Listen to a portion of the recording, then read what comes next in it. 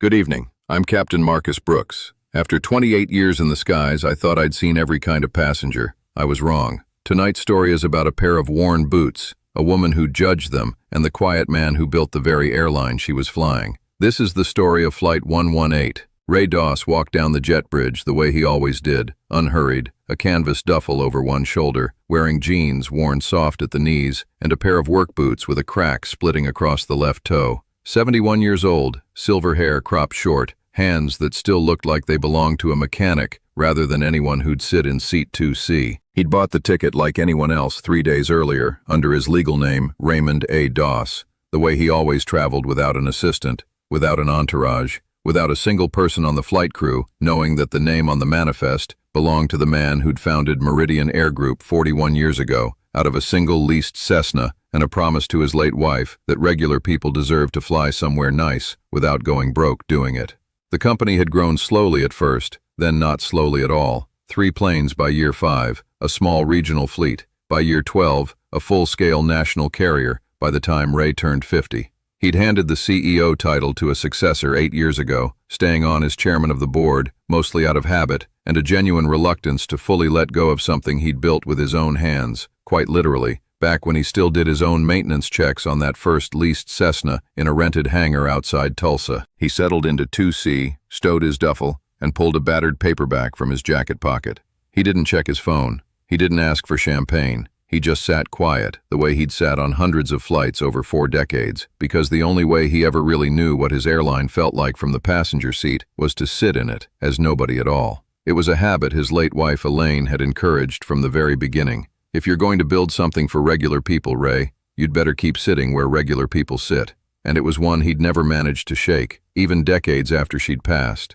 and even longer after most executives in his position would have stopped bothering. The woman in 2A, Victoria Ashford Kane, boarded 12 minutes later in a cream cashmere coat trailing a small rolling case with a designer logo stamped across it. She glanced at Ray as she settled in, her eyes catching on his boots, the crack across the toe, the scuffed heel, and something in her expression shifted, subtle but unmistakable. "Excuse me," she said to the flight attendant passing by, not lowering her voice much. "Is this the correct cabin? I paid for first class." The flight attendant, a young woman named Casey Brennan, blinked. "Yes, ma'am, this is first class." Victoria's eyes flicked toward Ray again. "I just want to make sure standards haven't slipped." She said it lightly, almost like a joke, the kind of comment designed to land exactly where it was aimed, while leaving her room to claim she'd meant nothing by it. Ray didn't look up from his book. He'd heard worse over the years from people who had no idea who they were talking to, and he'd learned decades ago that reacting rarely taught anyone anything worth learning. Casey moved on to finish the boarding checklist, uneasy but unsure what exactly to say. A few rows back, a businessman named Peter Lindqvist glanced up from his laptop, having caught the exchange, and exchanged a look with his seatmate that said everything neither of them wanted to say out loud.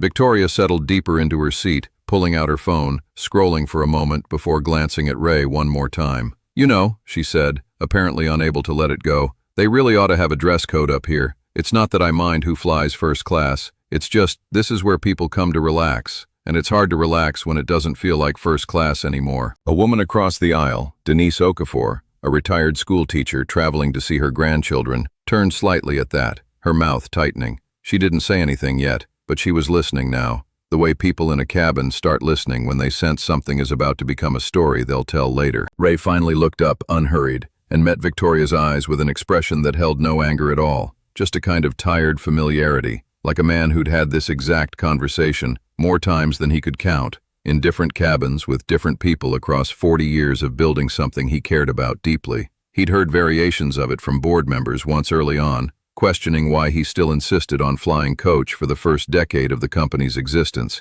even after they could afford otherwise. He'd heard it from a country club acquaintance who'd once assumed, looking at his truck in a parking lot, that he must work in maintenance somewhere. None of it had ever bothered him as much as people probably hoped it would. "Ma'am," he said, his voice even, "I've flown in worse boots than these." Victoria let out a short laugh, more surprised than embarrassed. "I'm sure you have." She turned back to her phone, apparently satisfied she'd made her point, and didn't notice Casey Brennan standing frozen a few feet away, halfway through checking a boarding pass, her eyes locked on the small leather wallet Ray had pulled from his jacket pocket to tuck his boarding stub inside.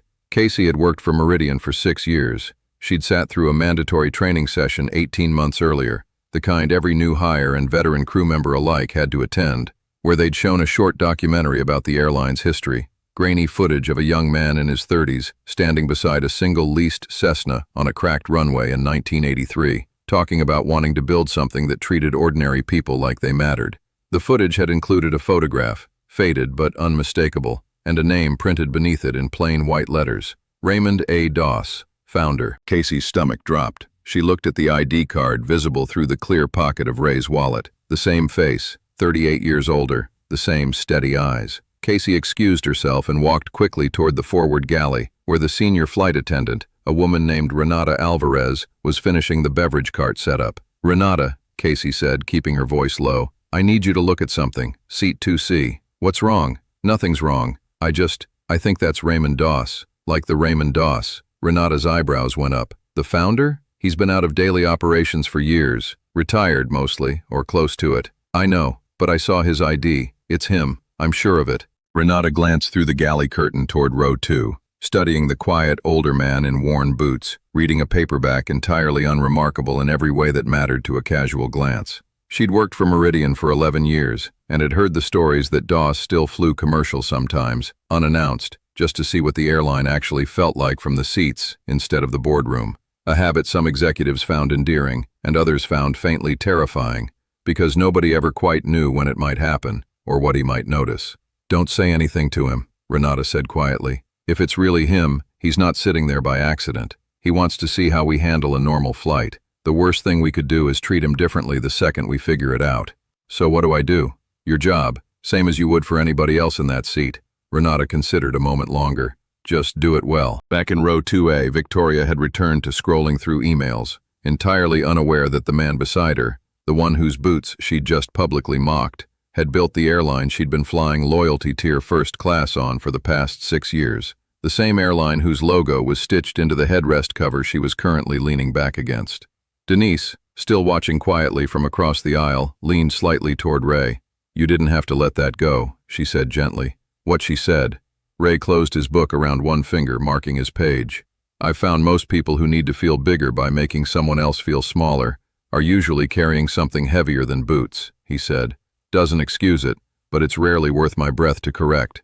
Not on a 2-hour flight to somebody I'll never see again." Denise smiled slightly, surprised by the answer, and went back to her own book, though she found herself glancing at Ray a few more times over the next 20 minutes, unable to shake the sense that there was more to him than his boots suggested. The real trouble started an hour into the flight, once the beverage service began. Casey was working the aisle, carefully handing out drinks, when the aircraft hit a short patch of unexpected turbulence. Nothing serious, just enough to jostle the cart. A full glass of red wine meant for Victoria tipped sideways off the cart and splashed across the sleeve of Ray's jacket. Casey froze, mortified. "Sir, I am so sorry. Let me get you something to clean that up." "It's fine," Ray said, already reaching for a napkin himself, entirely unbothered. He'd had far worse spilled on him in far worse circumstances over the years. Jet fuel, hydraulic fluid, coffee, during turbulence, considerably rougher than this. A splash of wine on a jacket sleeve barely registered, just a jacket. But Victoria, watching the whole thing unfold beside him, made a small, disapproving sound. "This is exactly what I mean," she said, not quite under her breath. "Standards. If they can't even manage a beverage cart properly." "Ma'am," Casey said, her voice tighter now, professional composure straining under the weight of having to defend herself twice in the same flight for things entirely outside her control. "It was unexpected turbulence. I apologize for the mess, but—" "I'm not blaming you personally," Victoria said, in the tone of someone who absolutely was. "I'm simply saying, this used to be an airline people were proud to fly. My father flew Meridian back when it still meant something." Ray set down his napkin and looked at her, and for the first time since boarding, something in his expression sharpened. Not anger, but a kind of quiet, deliberate attention. The look of a man who'd just heard something worth paying closer attention to. "Ma'am, may I ask your name?" Victoria blinked, thrown slightly by the direct question. "Victoria Ashford Kane. Why?" "Just curious," Ray said. "I like to know who I'm talking to." He turned back to Casey, who was still hovering, anxious, waiting for some further instruction or reprimand that never came. "You didn't do anything wrong," he told her plainly, his voice carrying enough weight that a couple of nearby passengers glanced over. "Turbulence spilled a glass. That happens on every flight, every airline, every day since the beginning of commercial aviation. Don't apologize for physics. Casey managed a small, grateful smile and moved on with the cart, though she glanced back once, unable to shake the strange sensation that she'd just watched the founder of the company quietly defend a junior flight attendant from a passenger who had no idea who she was actually arguing with. An hour later, as the aircraft began its descent, the captain's voice came over the intercom with routine landing instructions. Renata made her way back through the cabin one final time before landing, and this time she stopped at row 2, crouching slightly beside Ray's seat. "Mr. Doss," she said quietly, careful to keep her voice low enough that Victoria, absorbed in her phone, wouldn't fully register it. "I just wanted to say, on behalf of the crew, it's an honor having you aboard, sir. I hope the flight was comfortable." Victoria's head turned sharply. "I'm sorry, Mr. Doss." Ray closed his book fully, now setting it in his lap. "Raymond Doss," he said, simply extending a hand toward her, which she stared at for a long moment before shaking automatically, her expression shifting through several stages of confusion. "You're you, founded Meridian?" 41 years ago, Ray said. "Started with one leased plane and a promise to my late wife that people shouldn't have to choose between flying somewhere and paying rent that month. Built it from there, slow at first. Slower than I ever expected, if I'm honest." Victoria's face had gone through a full transformation, the polished confidence draining into something closer to horror as she began rapidly replaying in real time everything she'd said over the past 2 hours, every comment about standards and dress codes and who belonged in the cabin, each one landing with fresh and specific weight now that she understood exactly whose company she'd been criticizing to his face. I had no idea," she managed. "I'm so sorry, I didn't mean—" "You meant exactly what you said," Ray said, not unkindly but without softening it either. "You saw a pair of worn boots and decided that told you everything you needed to know about who belonged in this cabin. That's not an accident of phrasing, Ms. Ashford Kane. That's a habit of mind. And it's one you'd have carried into every cabin you ever sit in, whether or not the man beside you happened to own the airline." Victoria opened her mouth, closed it, seemingly unable to locate any response adequate to the moment. "I'm not upset about the boots," Ray continued.